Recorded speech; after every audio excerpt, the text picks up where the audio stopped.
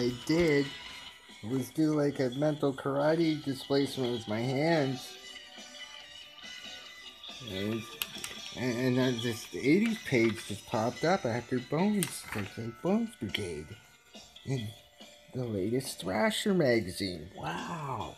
Totally gnarly.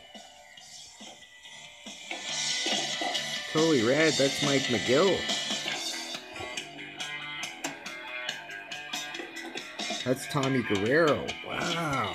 And this is in a new magazine. It's about time. 80s skateboarding is rad. Rodney Mullen. Yeah. Complete.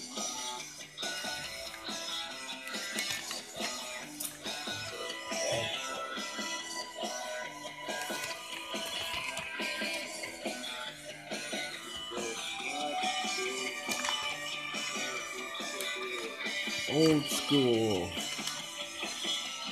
Yeah.